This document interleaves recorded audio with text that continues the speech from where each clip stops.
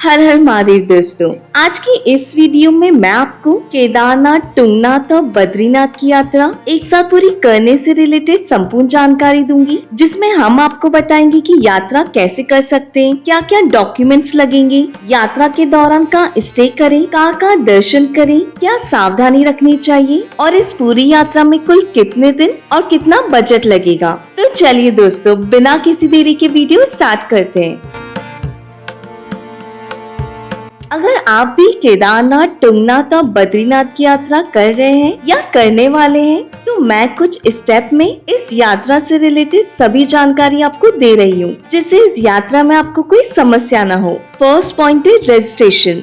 केदारनाथ और बद्रीनाथ की यात्रा पर जाने से पहले आपको अपनी यात्रा का रजिस्ट्रेशन करवाना जरूरी है। तुंगनाथ की यात्रा के लिए रजिस्ट्रेशन की जरूरत नहीं होती है। रजिस्ट्रेशन एक तरह का यात्रा पास है जो अश्योर करता है कि आप पर्टिकुलर डेट से नेक्स्ट डेट तक यात्रा कर रहे हैं। बिना रजिस्ट्रेशन के आप केदारनाथ और बद्रीनाथ की यात्रा नहीं कर सकते हैं। रजिस्ट्रेशन ऑनलाइन और ऑफलाइन दोनों तरीके से होता है। ऑनलाइन रजिस्ट्रेशन आप उत्तराखंड टूरिज्म की ऑफिशियल वेबसाइट पर जाकर कर सकते हैं। ऑफलाइन रजिस्ट्रेशन हरिद्वार और ऋषिकेश में होता है। ऑफलाइन रजिस्ट्रेशन के लिए आपके पास आधार कार्ड और 2 पासपोर्ट साइज फोटो होना जरूरी है। रजिस्ट्रेशन की कोई फी नहीं लगती है।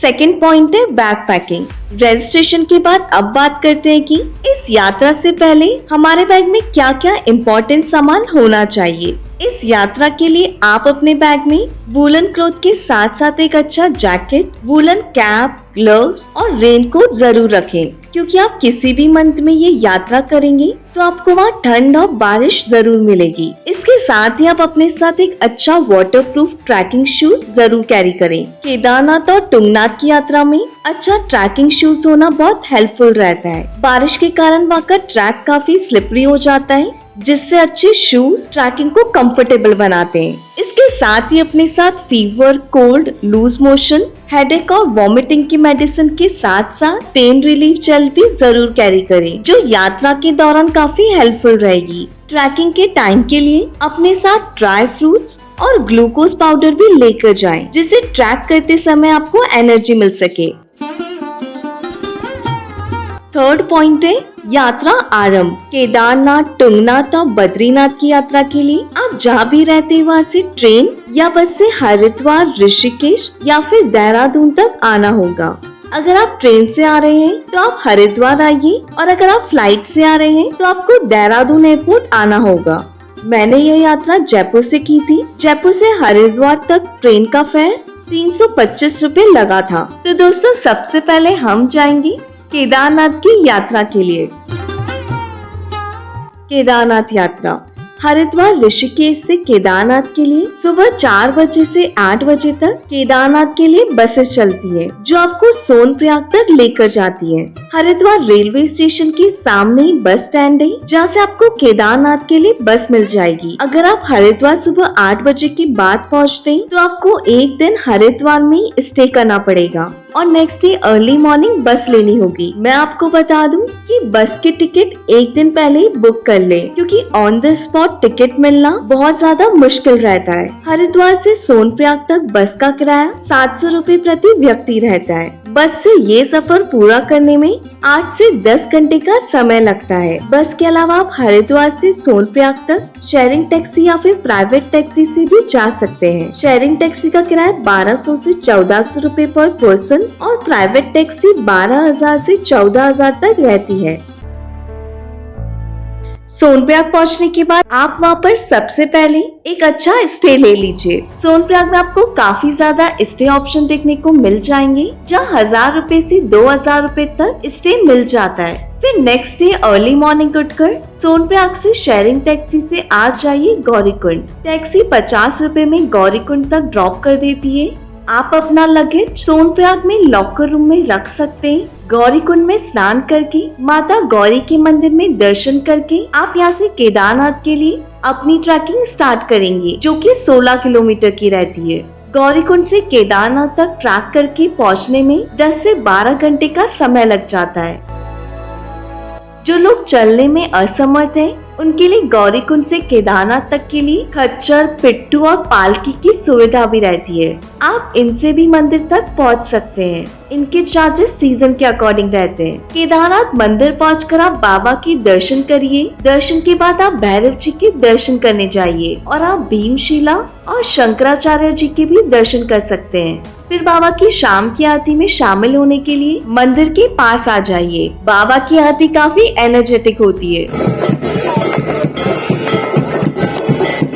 मंदिर के पास आप टेंट में स्टे कर सकते हैं, जो कि आपको 700 से 800 रुपए में मिल जाएगा। अगर आप रूम या टेंट की प्री बुकिंग करके जाना चाहते हैं तो आप GMVN की ऑफिशियल वेबसाइट से बुक कर सकते हैं। नेक्स्ट डे अर्ली मॉर्निंग उठकर आप बाबा की आरती में शामिल होने के बाद वापस ट्रैक करके गौरीकुंड आ जाइए और गौरीकुंड से शेयरिंग टैक्सी से सोनप्रयाग आ जाइए। सोनप्रयाग से आपको कुंड के लिए टैक्सी मिल जाएगी जो 250 रुपए में आपको कुंड पहुंचा देगी। तो दोस्तों अब हम चलेंगे तुंगनाथ दर्शन के लिए।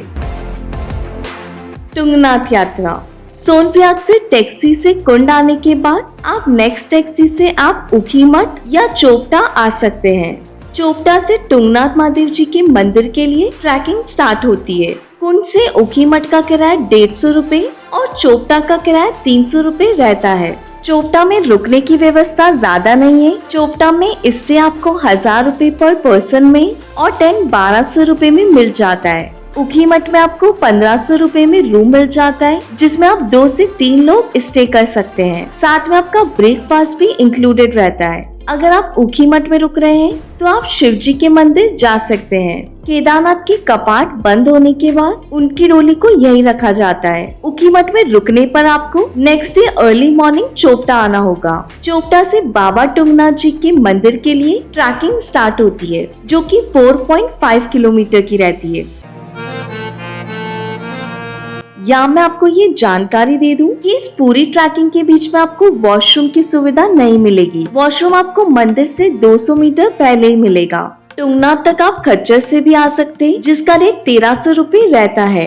तुंगनाथ में बाबा के बाजुओं के दर्शन होते हैं। दर्शन के बाद मंदिर के पास में 1.5 किलोमीटर का ट्रैक करके आप पहुंच जाइए चंद्रशिला। चंद्रशिला में आपको शिव जी और माँ गंगा जी के मंदिर के साथ साथ हिमालय का 360 खूबसूरत व्यू देखने को मिलेगा। यहाँ कुछ टाइम बैठकर सनसेट का व्यू जरूर देखें। फिर वापस चोपटा आकर आप नेक्स्ट डे शेयरिंग टैक्सी से आ जाइए बाबा बद्रीनाथ धाम। चोपटा से बद्रीनाथ आने में आपको 6 घंटे का समय लगता है और टैक्सी का फेयर 1400 रुपए पर पर्सन रहता है।